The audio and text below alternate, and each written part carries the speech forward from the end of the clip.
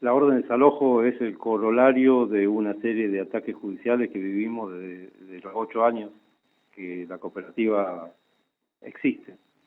En principio, luego de la quiebra en el 2016, después de un proceso fraudulento de vaciamiento significa que se gira la actividad normal empresaria de hacer tapita y tener una tasa de ganancia y que el capitalista acumule a dejar de pagar los impuestos, dejar de hacer los aportes patronales, dejar de pagar a los proveedores y por último una deuda millonaria por salarios caídos, es decir, los últimos meses, en el año 2015, en donde hubo patrón, se pagaban a cuentagota los salarios, se daban vales y nunca se terminaba la nómina completa.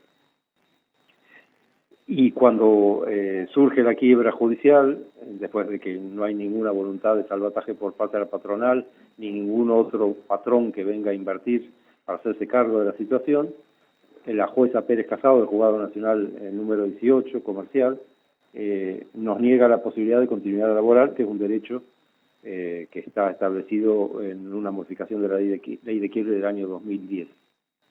Estuvimos 2 años y medio hasta que ganamos la apelación en la Cámara, que es un recurso de segunda instancia, que nos da la razón, pero mientras estuvimos trabajando en forma clandestina todo ese tiempo, lo que significaba una inestabilidad y una zozobra permanente. Imaginémonos, teníamos una guardia policial que impedía que sacáramos cosas de la fábrica o que ingresáramos insumos. Entonces era una pelea cotidiana por 2 años y medio. Ahí resulta que nos dan el permiso judicial, nos exigen una cantidad de cosas como que habilitemos la fábrica a nombrar cooperativa, lo hicimos, y 1 año de prórroga que se venció rápidamente. Imagínense, en ese año de prórroga no pudimos ni siquiera amortizar la inversión que significó arreglar las instalaciones para que esta fábrica esté en funcionamiento según las reglas de la Ciudad de Buenos Aires. Nosotros en el medio pedimos solucionar el conflicto judicial, que se realizó por una propuesta que con los salarios caídos y las indemnizaciones que correspondían después de la quiebra, estamos hablando de un colectivo grande de más de 50 personas con antigüedades de 20, 30 hasta 40 años en la ex de Conti S.A., lo que significa una masa de dinero muy importante. Nosotros propusimos comprar la quiebra, o sea que se compense esa deuda con el patrimonio de la quiebra, que era por lo menos 10 veces inferior a lo que la patronal la había endeudado. Y básicamente con la idea de la continuidad laboral y que no se desarme la unidad productiva. Eso se nos niega. En plena pandemia, en el 2020, surge la primera orden de desalojo. Imagínense que era una situación donde éramos considerados trabajadores esenciales y estaban prohibidos por un decreto presidencial los desalojos, pero a la jueza no le importó nada. Apelamos y hace un mes atrás la Cámara de Apelaciones confirmó ese fallo. Recurrimos a la Corte Suprema, la Cámara nos impidió ese recurso, y entonces se agotaron todas las instancias judiciales y ahora tenemos que explorar otro tipo de soluciones, ¿no? Básicamente una solución política al conflicto. Bien, para entender un poquito mejor el tema, porque ustedes hacen un reclamo ante la justicia de la compra de bienes en compensación de los salarios, de las deudas salariales, indemnizaciones, como nos venías contando. ¿Cuáles son los argumentos de la justicia que termina ordenando un desalojo a un pedido de poder compensar toda la deuda que se tenía con los trabajadores? No entendemos la relación, cómo argumenta la justicia con este desalojo. No hay ningún argumento explícito. Todo queda en la lectura que hagamos entre líneas, en donde, por ejemplo, la jueza Pérez Casado, la primera vez que nos negó la posibilidad de tener un permiso de explotación, era porque éramos delincuentes al haber ocupado la fábrica, ¿no? Él dice claramente en su fallo, no puedo avalar un delito persistente. Entonces confunde pelear por los derechos laborales con ser un delincuente. Entonces, eso significa que hay concepciones ideológicas profundamente racistas y clasistas en la jueza.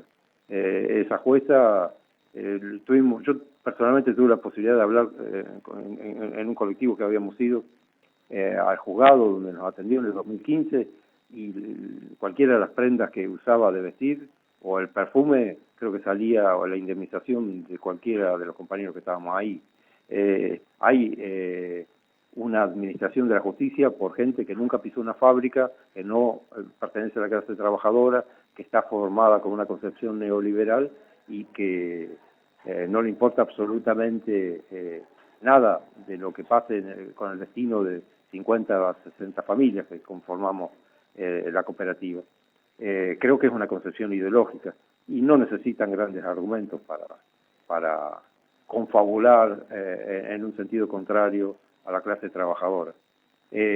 Hoy por hoy creo que el argumento que tuvieron y que dijeron explícitamente, ¿no?, es que no estábamos capacitados para gestionar un emprendimiento de esta naturaleza. Ahora, si hubieran contratado con cualquier forma objetiva, ya sea con nuestros balances, con las declaraciones juradas de liquidación de impuestos en la FIP, o con el testimonio de nuestros proveedores, a los cuales no debemos nada, o nuestros clientes que consumen los productos que fabricamos, seguramente ese argumento es irrazonable y estúpido, ¿no?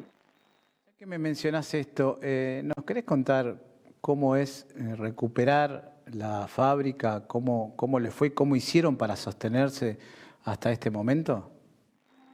Recuperar una fábrica no significa ni más ni menos que cambiar el chip en la cabeza de ser trabajadores que cobran un salario, empleados, a pensar en forma colectiva, constituir una asamblea, tomar las decisiones de conjunto, pensarnos como pares, no como competencia, quienes conformamos el colectivo, tratar de pensar que solamente la ayuda mutua, la solidaridad entre compañeras y compañeros puede hacer que salgamos adelante. Fue un tránsito complejo, ¿no? Hasta el día de hoy, después de casi 8 años, no significa que los 50 que conforman la cooperativa hayan hecho esa comprensión absolutamente, pero es un intento, ¿no? ¿Y por qué no? Porque todo el resto de la sociedad tiende a un mensaje absolutamente contrario a los valores que significa una cooperativa, que significa un colectivo obrero gestionando medios de producción. Y por supuesto con aprendizajes concretos que tienen que ver con no solamente cómo manejar una máquina o cómo elaborar un producto de calidad, sino cuál es la complejidad de una experiencia como esta, ¿no?, donde hay que desarrollar proveedores, competir en el mercado, hay que pensar en términos de productividad, y bueno, hasta el día de hoy la capacitación continua también es una de las herramientas junto con la asamblea, donde entre todos tomamos decisiones las que nos permiten afrontar estos desafíos. Hoy tuvieron una asamblea. ¿Nos querés contar qué decidieron y cómo se continúa con la lucha?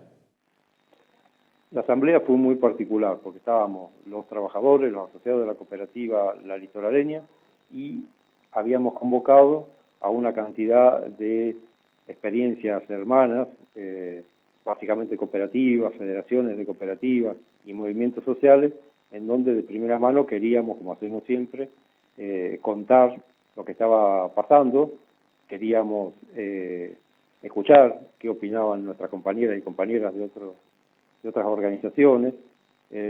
Fue una reunión sumamente productiva, participaron unas 30 y pico de experiencias, y entre otras cosas lo que establecimos es una estrategia común.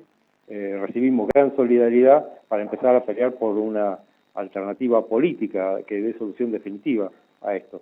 Entre otras cosas, estamos por presentar una ley de expropiación a favor de la cooperativa en la legislatura de la Ciudad de Buenos Aires.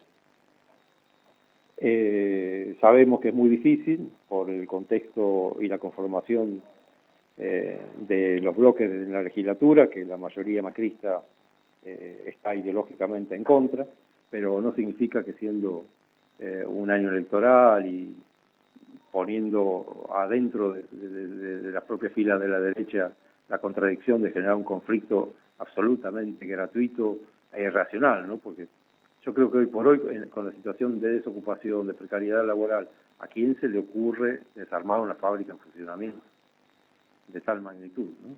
Tal cual, Fabián. Bueno, nosotros desde acá, desde Barricada, que entendemos y sabemos muy bien de lo que estabas hablando, porque somos un medio autogestivo también, creemos tenemos la convicción de que la economía popular es un motor muy bueno para todos nosotros y nosotras. Le mandamos la solidaridad a todos ustedes y obviamente tenemos las puertas abiertas del canal para lo que necesiten y para visibilizar el conflicto.